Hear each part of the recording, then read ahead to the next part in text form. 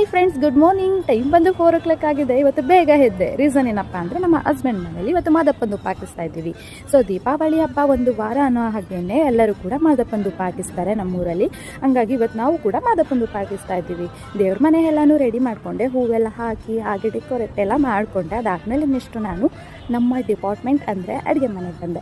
So ಹೊಲೆಗೂ ಕೂಡ ಪೂಜೆ ಮಾಡಿಕೊಂಡು ರಂಗೋಲಿ ಹಾಕಿ ಹಾಗೆ ಒಂದು ಸೆಲ್ಫಿಗೆ ಫೋಸು ಕೂಡ ಕೊಟ್ಟು ಹಾಗೆ ಕಿಟಕಿಲಿ ಭಯ ಆಗ್ತಾಯಿತ್ತು, ಅದನ್ನು ಕೂಡ ಕ್ಯಾಪ್ಚರ್ ಮಾಡಿಕೊಂಡು ನೋಡ್ತಾ ಇದ್ದಾಗೇ ಮುದ್ದೆ ಆಗಿರ್ಬೋದು, ಹಾಗೆ ಪಾಯಸ, ಅನ್ನ, ಸಾಂಬಾರು ಇದನ್ನೆಲ್ಲ ರೆಡಿ ಮಾಡಿ ಇಟ್ಕೊಂಡೆ. ಇದನ್ನೆಲ್ಲ ರೆಡಿ ಮಾಡಿದ ಗ್ಯಾಪಲ್ಲೇ ಪೂಜೆ ಮುಗಿಸ್ಕೊಂಡ್ಬಿಡೋಣ ಅಂದ್ಬಿಟ್ಟು ಬಂದು ಪೂಜೆನೂ ಕೂಡ ಮುಗಿಸ್ಕೊಂಡೆ.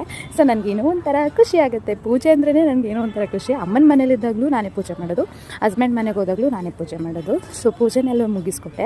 ಅಷ್ಟರಲ್ಲಿ ಗುಡ್ಡಪ್ಪ ಅವರು ಕೂಡ ಬಂದು ಕೂಡ ಅಲ್ಲೂ ಕೂಡ ಪೂಜೆ ಎಲ್ಲ ಮುಗಿಸ್ಕೊಂಡು ಹೆಡೆನೂ ಕೂಡ ಹಾಕ್ಬಿಟ್ಟು ಹೋದರು. ಇವತ್ತಿನ ಕತೆ ಇಷ್ಟ ಆಗಿತ್ತು.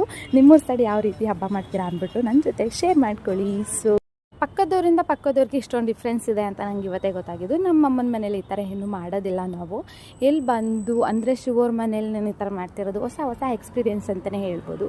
ಸೊ ಇವತ್ತಿನ ಕತೆ ಇಷ್ಟ ಆಗಿತ್ತು. ಸಿಗುವ ಮತ್ತೆ. ಬಾಯ್ ಬಾಯ್.